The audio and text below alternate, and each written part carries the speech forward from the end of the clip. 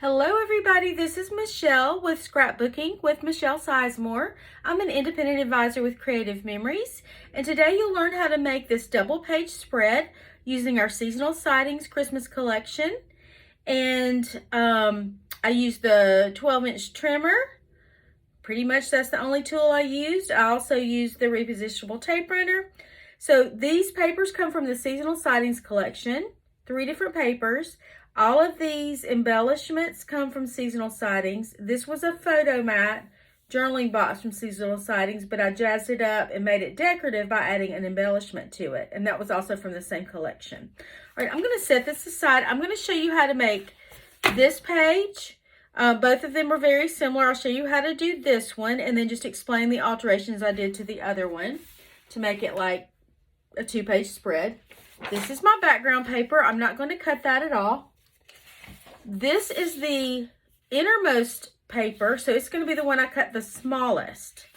So I need to cut 1.5 inches off of 2 sides, only off of 2 sides. So this right here is my 1.5 inch mark on my trimmer. I'm going to measure that to the 1.5 inch mark and cut 1.5 inches off of one side only. Then I'm just going to flip it one way, just one way. And then I'm going to measure it at the 1.5 inch mark and cut 1.5 inches off of that side as well. So let's just make sure that looks right. And it does. It's the correct size. Now, I'm going to cut this piece of green paper the same way, except I'm only going to cut 1 inch off of 2 sides because it's going to be a little bit bigger than the piece I just cut. So I'm going to line that up at the 1 inch mark, which is right there. Make sure it's straight all the way across and all the way down. And I'm going to cut.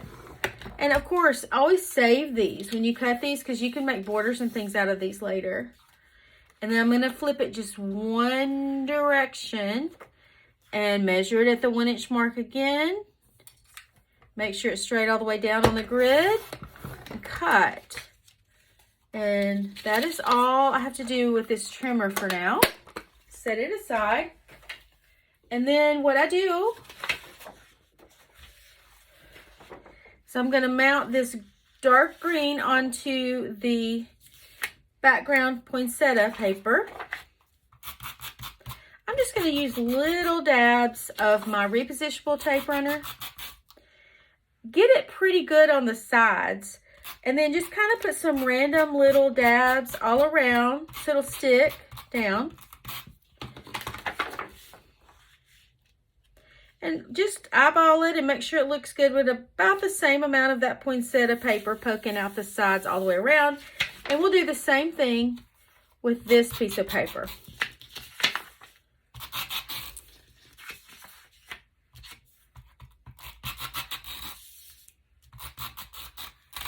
Little dabs here.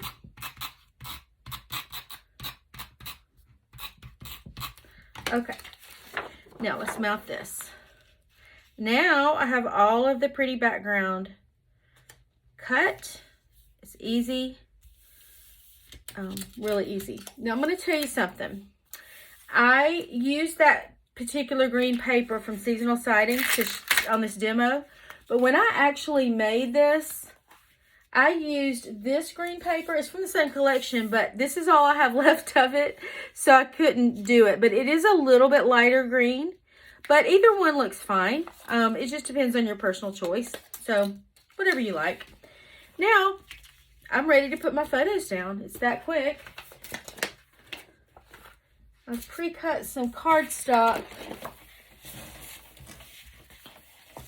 to be the size of 4x6 photos. So I'm going to look at this. Let's scoot over so you can see both.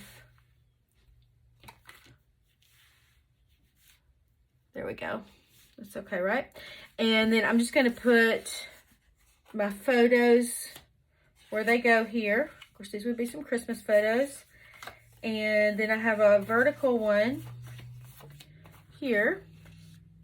And then I would just Position them so that enough of that background shows past the edges. And then one by one, I would mount those by putting a little bit of repositionable tape runner at each corner and maybe a little bit in the middle. And mount that, and do the same with these other two. And then for right here, this was a 4x6 photo mat, so it extended out and it was bigger. So I just cut it down to make it fit right here. So it's cut into a 4x4. Okay, so that's how I got that. And then I added these embellishments. So I'm going to switch over to the original one. Now, as you can see, this was a 12x12 laser cut border.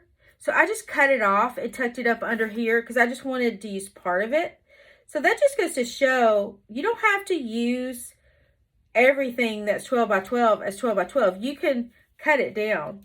Now I'm going to make sure this little reindeer overlaps a little bit.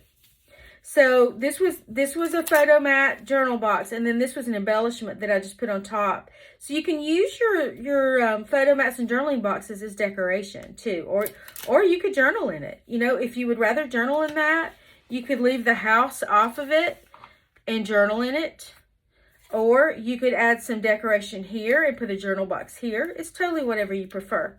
Now, once you're done with this, let me show you how I would put it in my book. You could do it two ways. This is a top loading sleeve. It's like a big clear pocket that Creative Memories makes. It opens at the top, and all you do is slide this in like so, and then you have your page. Now this, if you wanted to put it on a regular Creative Memories page, you could do that. You could just put tape runner on the back of the poinsettia paper, the way I did before with the other papers, and then mount it down. And honestly, I'm going to put these side by side. This one would actually be facing this way. It's just a personal choice of what you like to do. I really do like these top loading pages because I like to work on my pages outside of my book and then add them and then have the flexibility of doing something on a, you could actually scrap on the back of the paper you put in there, or you could just put in a whole new piece. It's whatever you prefer. So you have a little bit more flexibility with positioning of your pages. But honestly, when they're side by side, let me line this up a little bit better in the pocket. There we go. When they're side by side, you can't hardly even tell the difference, which is a pocket and which is a page. They mix and match very, very well. I love the pockets too for things like memorabilia that you don't want to mount on a page. So you could have, it comes with a piece of white cardstock in it. You could have the cardstock in it and just put some memorabilia in there on either side, or scrapbook on the other side, or whatever. And you can mix and match these. And we also have multi-pocket pages, which are 4x6 pockets that you can just slide your photos into. So those all mix and match really well. So you can mix up your pages. Again, I'll put my website link in the description below. You can highlight that and put it in your search engine and get to my website and place orders for fast direct ship to your door.